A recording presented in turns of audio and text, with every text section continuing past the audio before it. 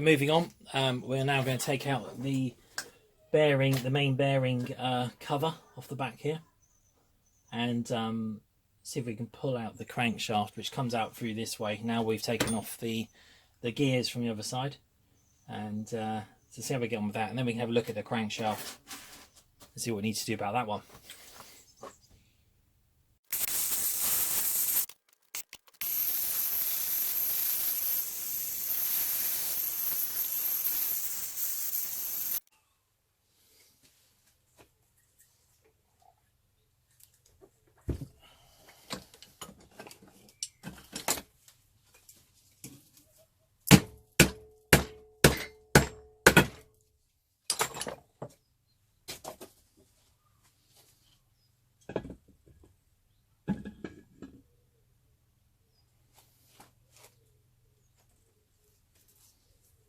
Right, so from here we need to clean it up. We need to take this off as well to get at the main bearing.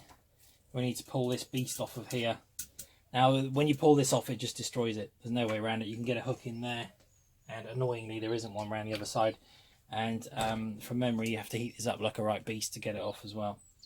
But it's a quite standard bearing, this one. I've got one of those. So, but we'll go again, we'll look at bearings later. So let's have a quick once over of this.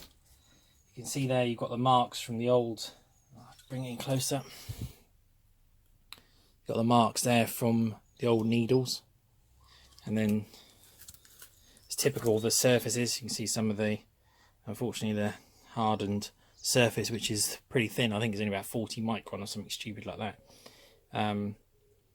is there. You look over here, there's an oil hole. It's quite heavy, this thing, but there we go. And that's where the oil comes through the case and squirts. As it gets round here, it squirts into that hole here,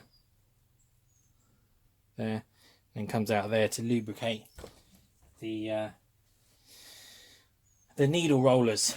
Right, so I'm going to get this cleaned up, and then we'll see where we go from there. And first of all, I'm going to take that off of there. Thanks. So to get this out, we need to do a few things. We need to undo this big C-clip here. And this one unfortunately stuck, as it would be. And then down in here as well, if you can see, there's a two-part split collar. You can't see it, but behind there, in this groove, is a wire ring, which is holding that together. So that needs to come out, and you have to get a little screwdriver in there and prise those two pieces apart, then hook it. Now this one's more of a concern because these great big C-clips just get wedged in under there.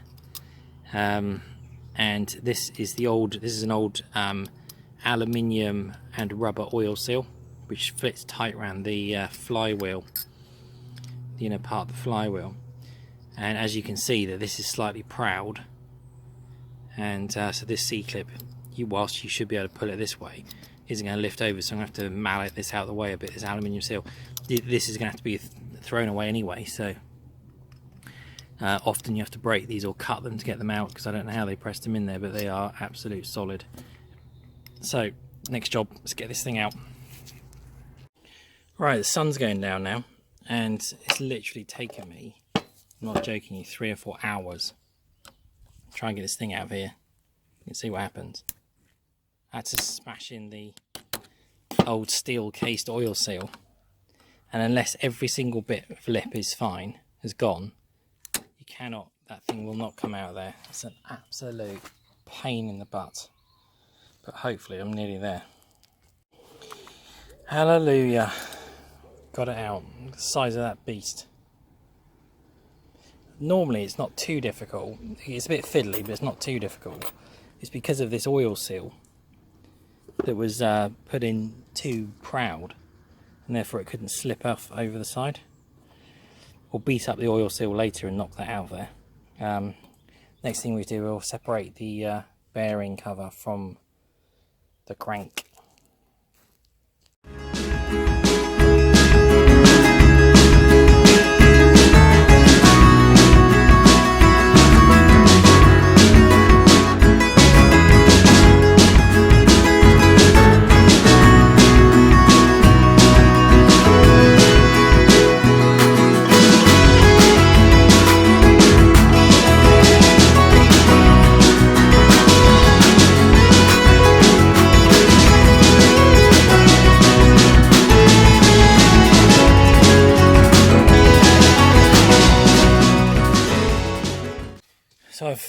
bashed out that great big steel and rubber oil seal.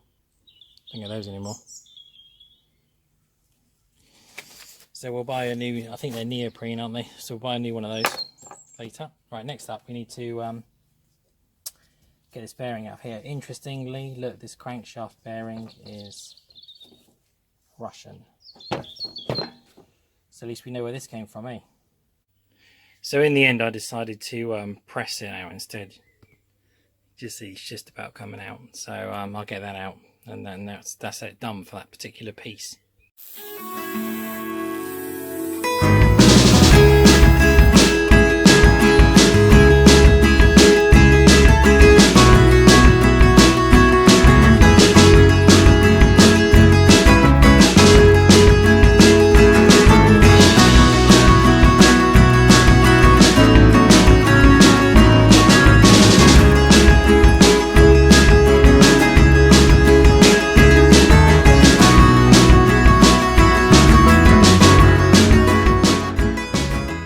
That's the crankshaft done. Bearings are off.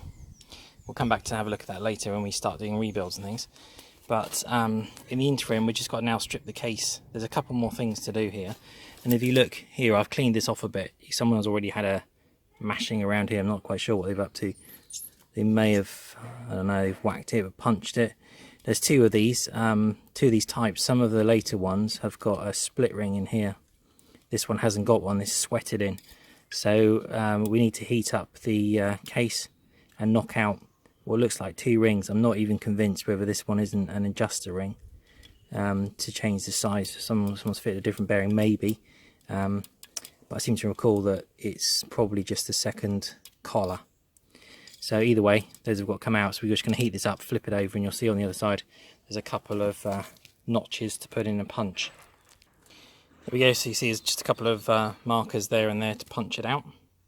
So I'm going to go ahead and do that. I'm just going to sweat it up, but before we go, if you look here, we need to pull this one out. So we need an internal gripper, puller rod to pull that up. And then down in there, you have to go and get a torch, I think, so I'll see if I can get down in there. Can you have a... There you go, look at that, good bit of focus. So the other end of the camshaft, there is a split ring. As you can imagine, it's not easy to get in there, and unless you've got a hugely long pair of pointy nose pliers, we're in trouble. So we're into that one next, and I'll come to that in a minute, how we're going to get that out.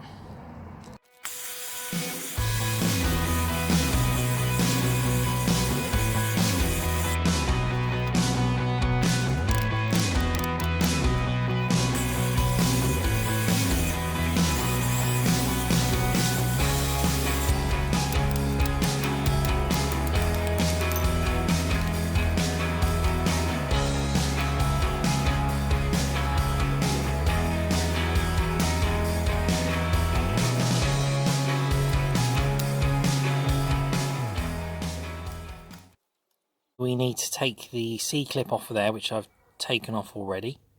You can reach down in there with a pair of long-nosed circlip pliers. And then you need to get that bearing out of there. Now, it's not the easiest bearing to get to because it's right down in there. So this is the smaller bearing on the camshaft. So I've made a special tool for that, which I'll show you now. So here it is. It doesn't look much. It's just a piece of 6mm stud with a bolt at the end of it. One of these flat-headed ones, or dome-head bolts at the end. And then I've got a little spanner at the top here. I'm just going to use that to hammer upwards. So basically I'm going to hook that into the middle of the bearing. I'm going to hammer that and just pull it up once I've heated the case.